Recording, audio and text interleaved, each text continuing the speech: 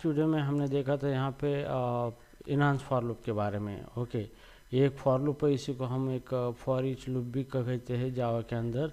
तो इसका main purpose ये होता है कि जो भी इटरेबल है उसको इटरेट करना, चाहे वो एरे हो, कलेक्शन हो।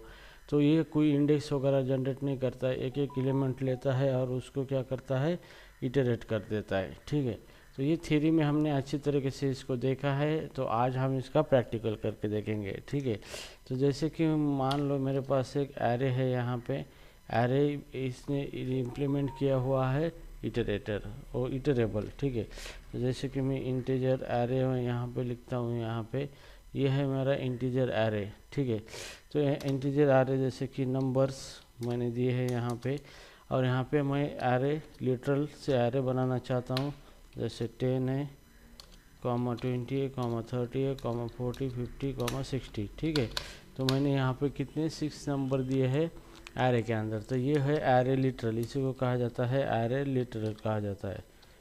ओके, लिटरल कहा जाता है एरे लिटरल। ठीक है, तो हमने एक एरे बनाया है, अब इसको हमें इटरेट करना है यूजिंग फॉर ईच लूप यहाँ पे। ठीक है, तो फॉर ईच लूप का इस्तेमाल करके हम इसको क्या करेंगे, इटरेट करेंगे। तो यहाँ पे फॉर, इसी को इनहांस फॉर लूप कहा जाता है। यहाँ पे फॉर, और यहाँ पे एक वेरिएबल डिक्लेयर करेंगे इंट, क्योंकि हमें एक एक इंटीजर नंबर लेना है, तो हम यहाँ पे एलिमेंट नाम से वेरिएबल, टेम्पररी वेरिएबल रखेंगे। और यहाँ पे ये नंबर्स है, यहाँ पे दे देना है हमको एरे। ठीक है, नंबर्स।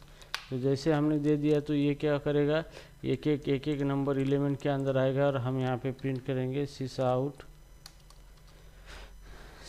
आउट यहाँ पे, और यहाँ पे नंबर को हम इस तरीके से प्रिंट करेंगे। नंबर मतलब एलिमेंट के अंदर एक एक नंबर हमारा चला जाएगा, इसके अंदर एलिमेंट्स। ठीक है, तो ये एलिमेंट्स के अंदर एक एक नंबर चला जाएगा। तो यहाँ पे सिंपल तरीके से हम क्या कर सकते हैं, फॉर ईच लूप को यूज़ कर सकते हैं for iterating over the array. ठीक है, तो यहाँ पे ये एरे बनाया है हमने, यहाँ पे ये एरे है, और यहाँ पे एरे दे दिया इस लूप के अंदर। और यहाँ पे हमने क्या किया है, यहाँ पे ये जो element integer element temporary variable लिया है, जो कि एक एरे में से एलिमेंट लेगा और लूप के अंदर वो लूप के अंदर चला जाएगा। फिर उसके अंदर हम उस एलिमेंट के साथ कुछ भी कर सकते हैं। तो यहाँ पे हमने सिर्फ प्रिंट किया है उसको। ठीक है, तो अभी देखेंगे इसका आउटपुट क्या आता है। तो सिंपली आउटपुट आएगा वर्टिकली ऑल एलिमेंट प्रिंट कर दिएंगे, प्रिंट कर दिया हमने यहाँ पे। ठीक है, तो यहाँ पे देखो 10, 20, 30, 40, 50, 60। तो इस तरीके से सारे मेंबर को हमने क्या किया है, इटरेट किया है यहाँ पे।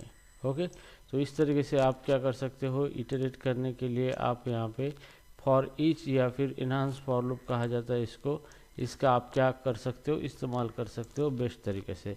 तो इसका ज़्यादा कंट्रोल नहीं होता है, क्योंकि ये इंडेक्स वगैरह कोई जनरेट नहीं करता है। यहाँ पे ये डायरेक्टली एलिमेंट को लेके लूप के अंदर चला जाता है। ठीक है, तो इसका एक खासियत ये है कि अगर हमें इंडेक्स की कोई आवश्यकता नहीं है एरे की, तो डायरेक्टली हम एलिमेंट ले सकते हैं यहाँ पे, और हमें कोई लास्ट कंडीशन भी चेक नहीं करनी होती है कि कितने एलिमेंट यहाँ पे प्रिंट होना चाहिए। वो ऑटोमेटिकली लूप स्टॉप करेगा अगर एरे के अंदर के एलिमेंट प्रिंट होना बंद हो गए तो। ठीक है, तो इस तरीके से जावा के अंदर आप बेहतर तरीके से फॉर लूप का इस्तेमाल कर सकते हो, इनहांस फॉर लूप का। और यहाँ पे आप एरे दे सकते हैं, क्योंकि यहाँ पे एरे जो है यहाँ पे हमने दिया है, लेकिन यहाँ पे ज़रूरत है यहाँ पे किसकी, इटरेटर की, इटरेबल की। ठीक है, तो यहाँ पे इटरेबल मतलब कोई भी ऐसा ऑब्जेक्ट हो जिसने यहाँ पे क्या किया है, इटरेबल इंटरफेस को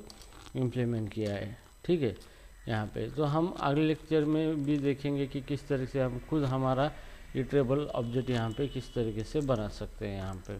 ठीक है, तो guys I hope you understand the simple concept of the for each loop. या थैंक यू सो मच।